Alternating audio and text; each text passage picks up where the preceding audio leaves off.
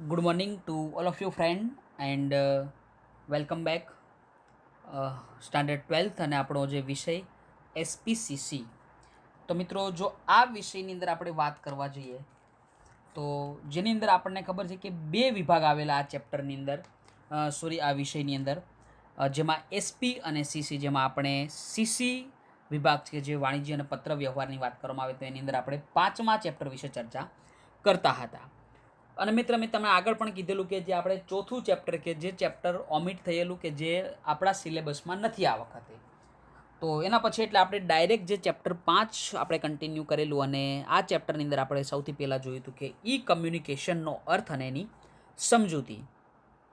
એના પછી ઈ કમ્યુનિકેશનનું જે સ્વરૂપ, જેની અંદર અલગ અલગ 6 સ્વરૂપો વિશે આપણે અહીંયા વાત કરી હતી કે એની અંદર સૌથી પહેલાં email, website, audio, instant messages, video અને ટેક્સ્ટ મેસેજ.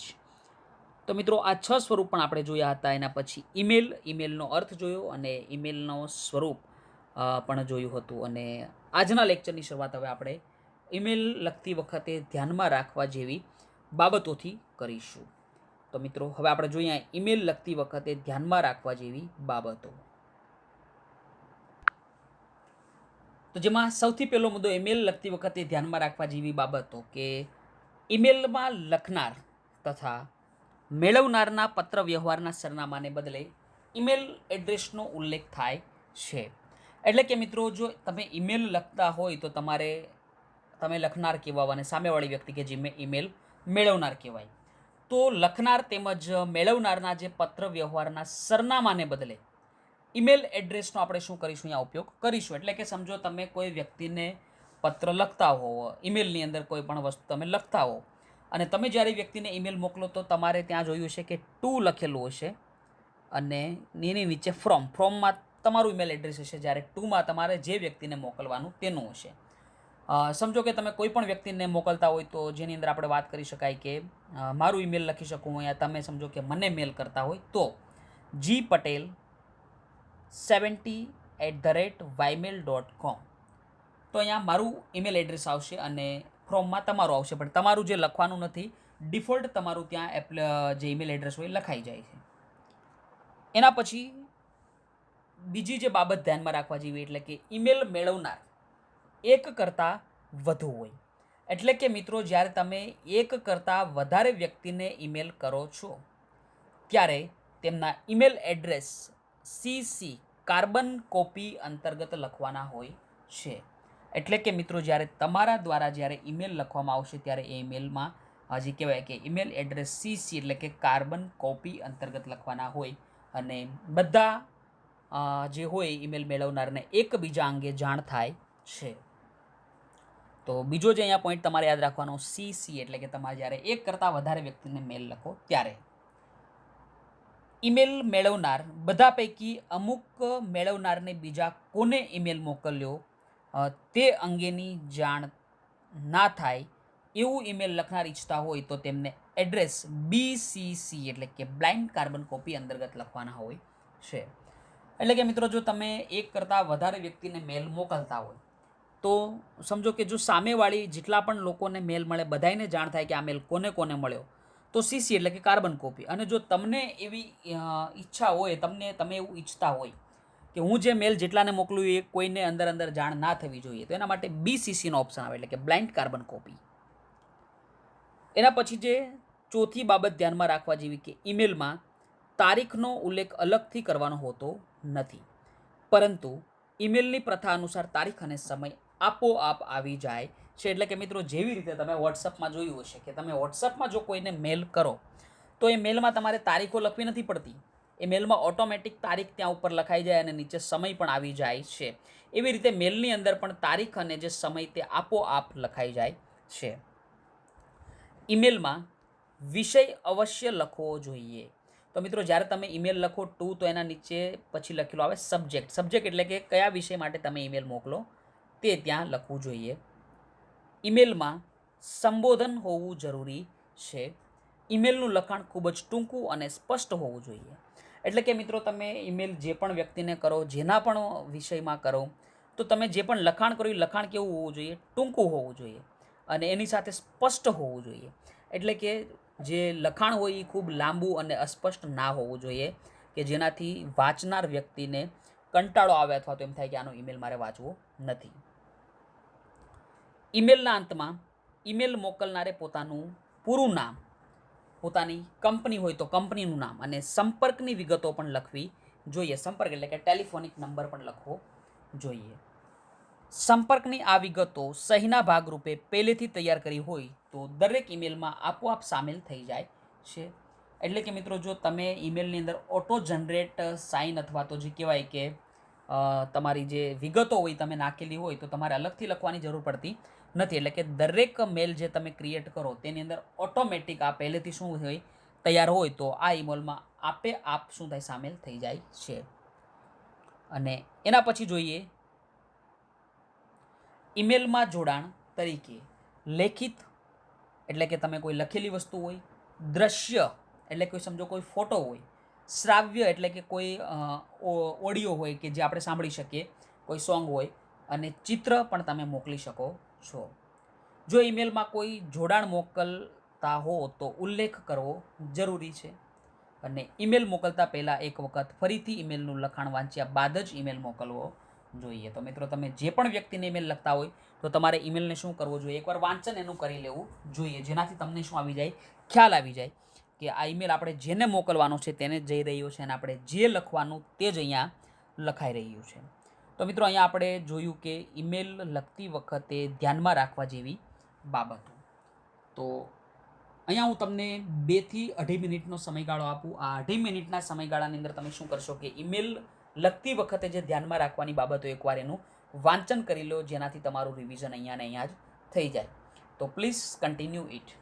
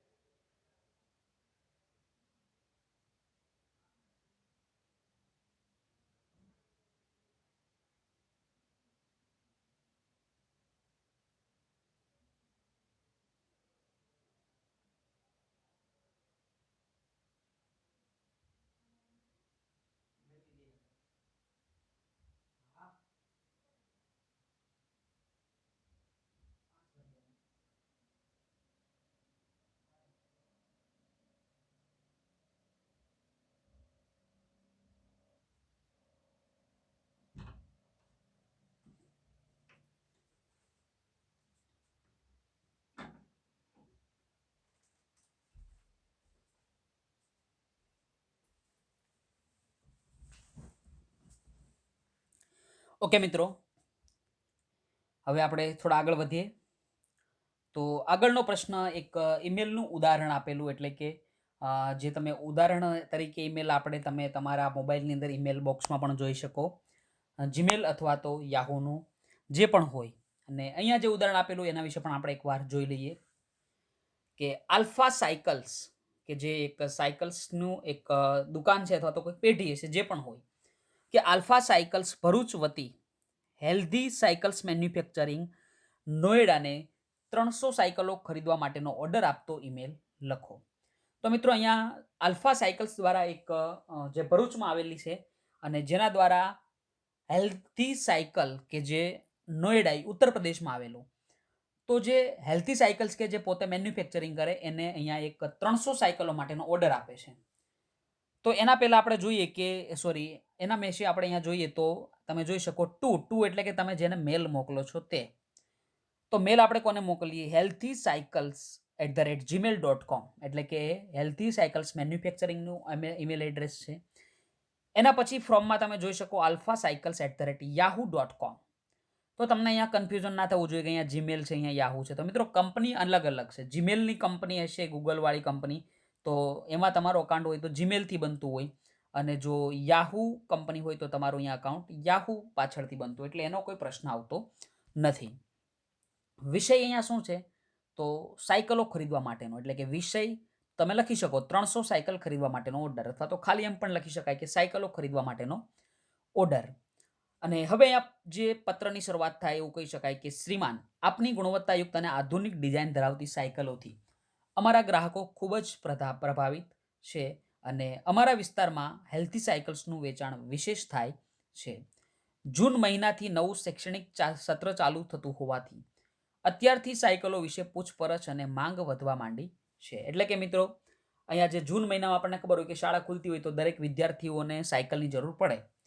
₹2600ની કિંમતવાળી smart boy cycles model number SB18 જે અમારે 200 નંગની જરૂર છે, અને ₹2800ની કિંમતવાળી smart girls cycle model number SB18 કે જેની અમારે 100 નંગ સત્વરે મોકલી આપશો.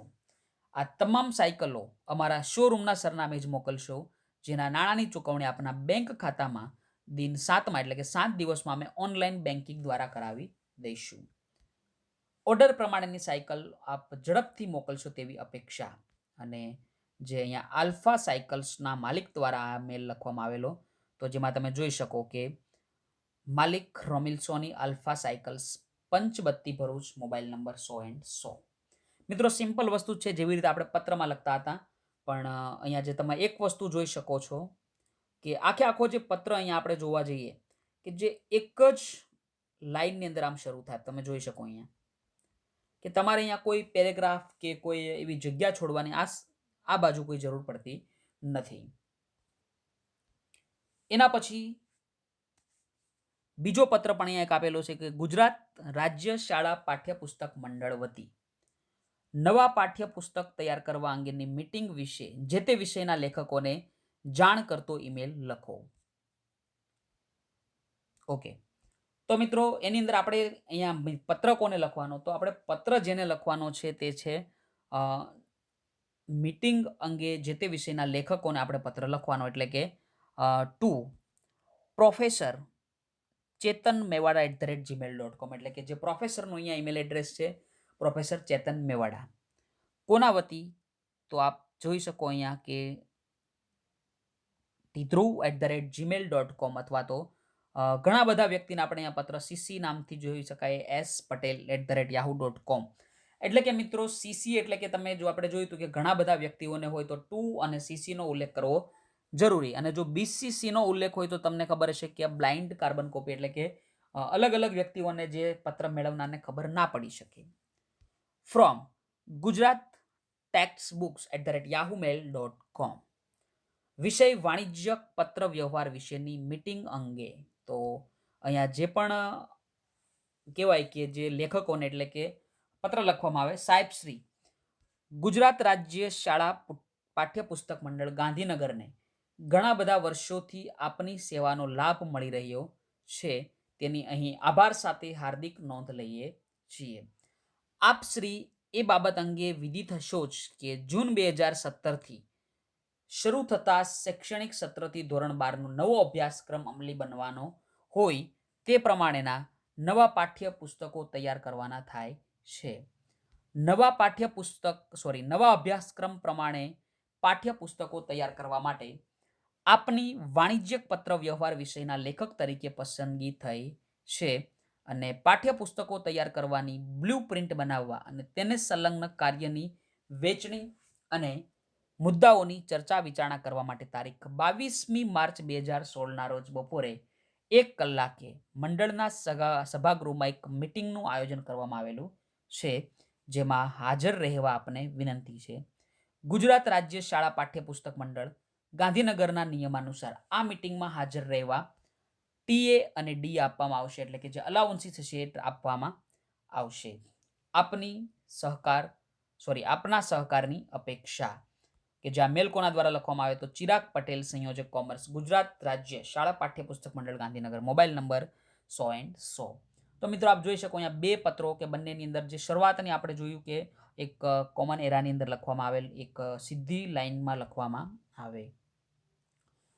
તો મિત્રો અહીંયા આપણે જે પત્ર વ્યવહારના ઉદાહરણો જોયા, ઈમેલના ઉદાહરણો જોયા, અને આગળનો જે પ્રશ્ન તમે જોઈ શકો કે ઈ કમ્યુનિકેશનના જુદા જુદા પ્રકાર, જેમાં અહીંયા જે કહેવાય કે અલગ અલગ 9 પ્રકાર: e commerce, e banking, e learning, video conferencing, e tendering, e auction, e filing, e booking અને ઈ સ્ટેમ્પિંગ તેમજ ઈ ગવર્નન્સ, કે જે આપણે નેક્સ્ટ લેક્ચરથી કન્ટિન્યુ કરીશું.